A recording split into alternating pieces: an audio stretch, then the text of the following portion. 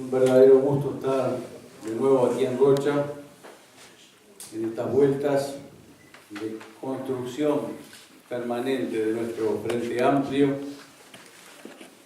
Es una alegría, además, se lo decía Aníbal hace un rato al entrar, estar en un departamento donde uno tiene la sensación de que la izquierda sigue acumulando, de que las cosas se están haciendo bien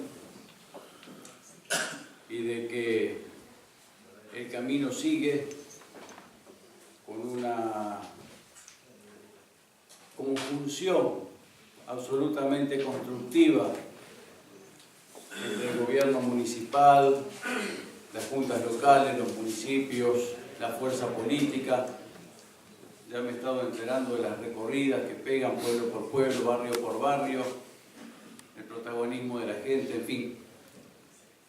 Estamos en uno de esos departamentos donde uno siente el mensaje confortable de que tenemos que seguir haciendo más de lo mismo. Así que solamente me referiré a algunas reflexiones grandes, orientadoras de la coyuntura actual. Y aprovechando algunas de las reflexiones generales de Pacha, voy a traerlas un poco al escenario concreto nuestro del Uruguay. Tenemos algunas formidables batallas que librar por delante. Esta del famoso agotamiento del ciclo progresista de las izquierdas en nuestro continente, que Pacha mencionaba, es una de ellas. Pero compañeras y compañeros, la derecha trata de desmoralizar a nuestra gente y de desmovilizarnos, y naturalmente trata de acumular fundamentalmente en los sectores sociales más despolitizados con este mensaje del agotamiento del ciclo progresista. Sin embargo, lo comentábamos anoche con los compañeros de Maldonado, tenemos que tener en cuenta que nosotros, el Frente Amplio del Uruguay, en nuestro país, tenemos en nuestras manos poder, herramientas suficientes como para cerrarle el paso a la derecha, como para volver a triunfar y garantizar la continuidad del camino progresista en el Uruguay. ¿Y por qué afirmo esto de un modo tan contundente ahora, en mayo de 2016? Primero, porque tenemos necesidad de responder al ataque de nuestros adversarios, entre los cuales, digamos de paso, tenemos algunos enemigos. Y segundo, porque eso es lo que muestran las condiciones de la realidad, las condiciones objetivas en que vivimos, y nosotros tenemos que hacer conciencia de esas condiciones para que nuestro Frente Amplio y nuestro pueblo reafirmen la confianza de que el Uruguay tiene todas las condiciones para no ser arrastrado en esta ola de derrota que han sufrido otros pueblos y otros partidos hermanos. El escenario de nuestras luchas sigue siendo, a pesar de la realidad global en que vivimos, de la aldea global en que vivimos y de la interdependencia entre las naciones, los países, los estados, y de los esfuerzos integradores de nuestras patrias que hemos hecho, que lamentablemente no han podido consolidarse, a pesar de este esfuerzo de construir un escenario equilibrado internacional, a esta altura de los acontecimientos, la lucha de los pueblos se sigue librando fundamentalmente dentro de las fronteras de los estados nacionales.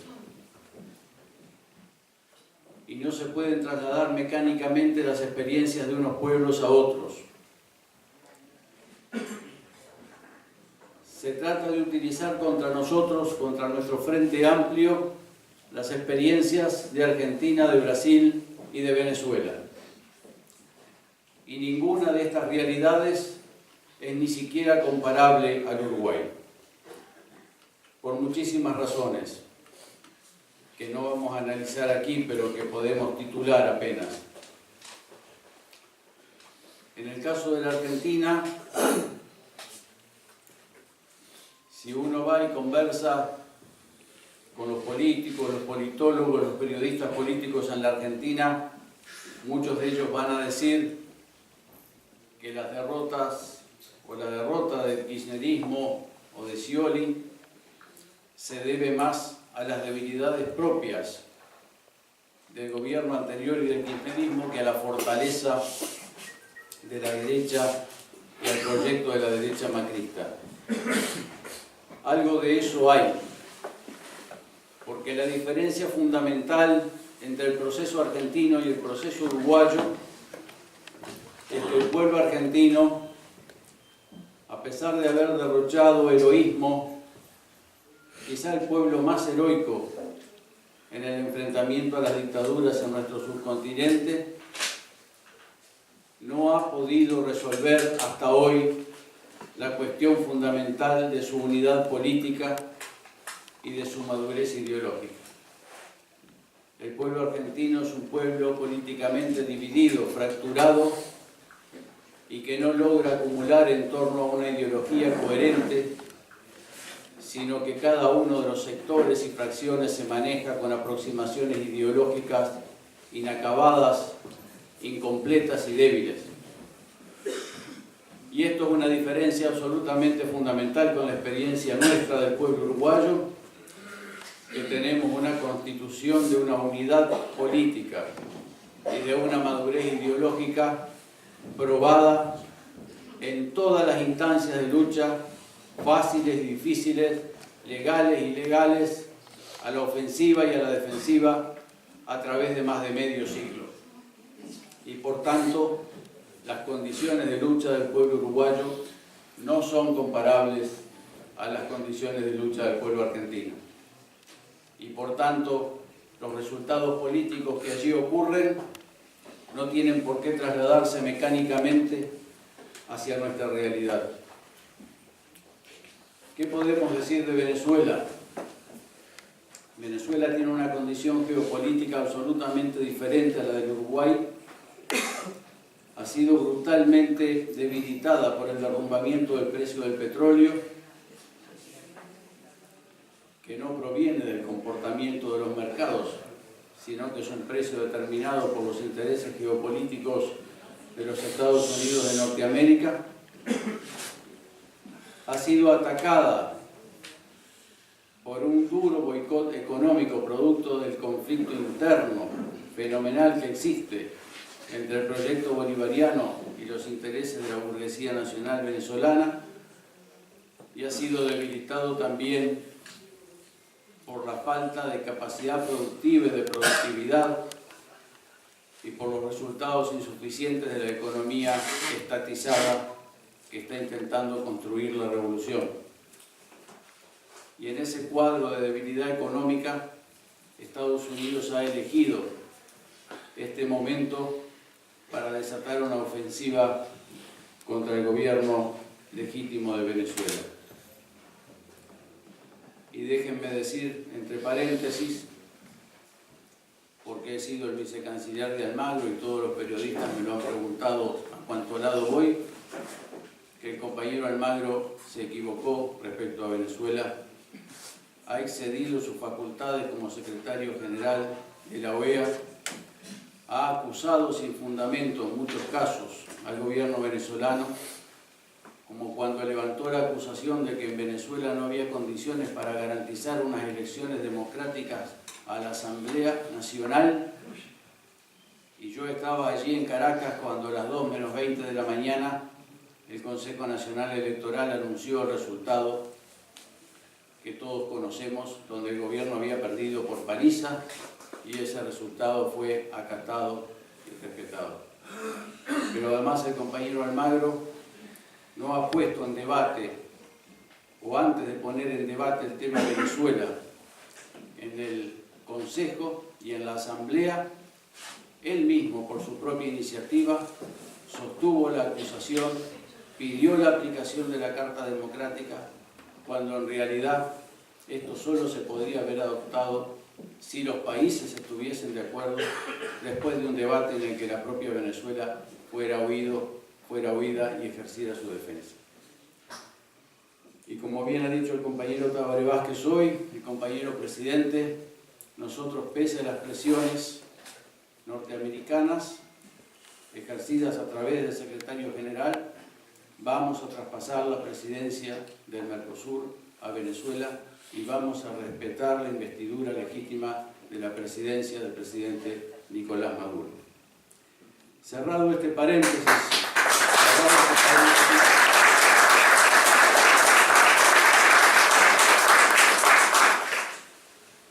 digo que las condiciones geopolíticas y económicas de Venezuela son absolutamente incomparables a las de Uruguay, donde no estamos siendo atacados en base a la destrucción e insostenibilidad de nuestra economía.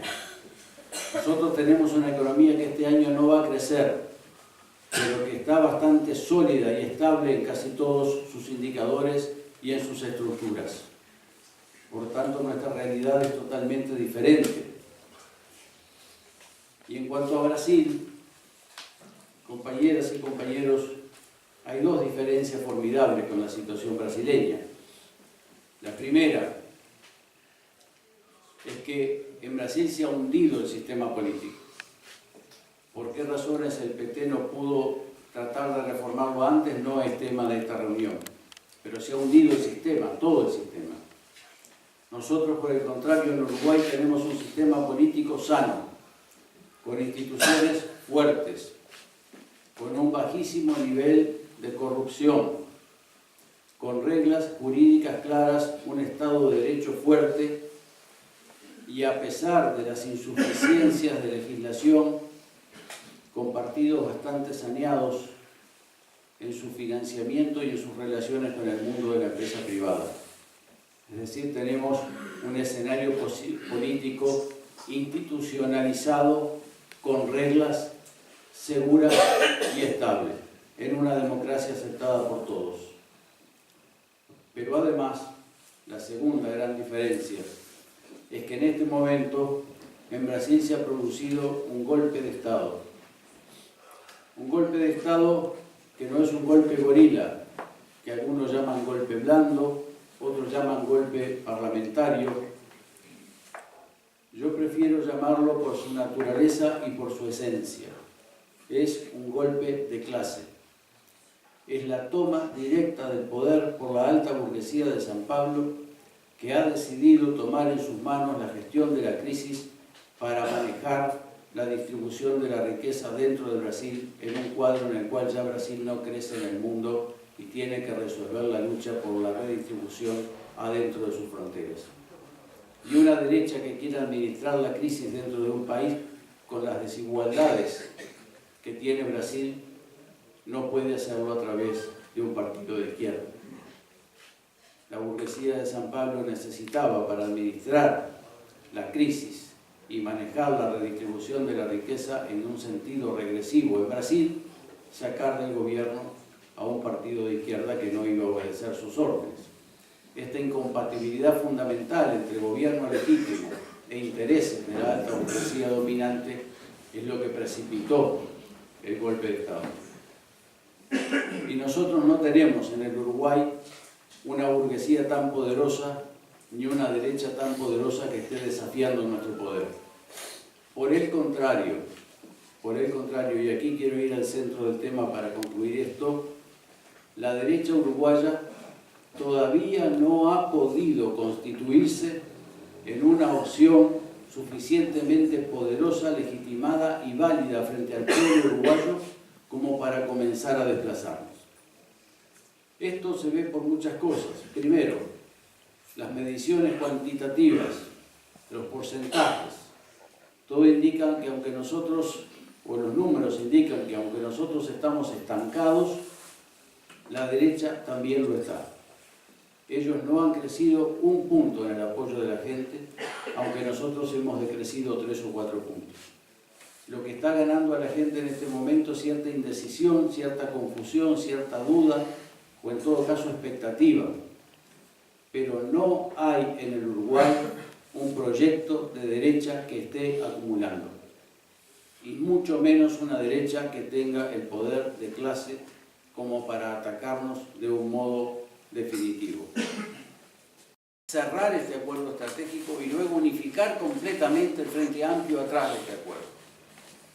Por ejemplo, compañeros, ¿qué quiero decir? Sería inconcebible que cuando vayamos a discutir el presupuesto nacional en junio de 2017, estemos discutiendo si está o no está el 6% para la educación. Eso no se puede discutir, eso está saldado. Y hay que garantizar las condiciones políticas para que no se abran nuevas brechas y nuevas heridas entre nosotros. No es bueno, no es constructivo. Así como en su momento le erramos en el decreto de esencialidad y eso abrió lastimaduras sangrantes en la comunidad de la educación pública, tampoco es bueno que la ministra de Educación hoy salga a hablar en unos términos ofensivos, despreciativos, agresivos contra gente que son nuestros compañeros.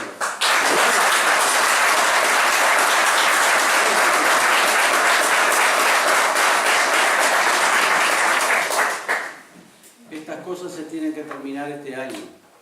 Se tienen que terminar este año. Y compañeras y compañeros, yo para respetar su tiempo y darle ya a Pepe, lo que quiero decirles es que tengo plena conciencia y plena confianza que los que estamos aquí y Javier que no está, vamos a pelear para que estas cosas se terminen definitivamente este año y que el Frente Amplio pueda pasar a fines de 2016 a una fase de lucha superior que nos ponga a la altura de la necesidad. Porque reitero el concepto estratégico fundamental. La derecha todavía no ha constituido poder en el Uruguay para desplazarnos. Si nos desplaza, será por nuestras debilidades.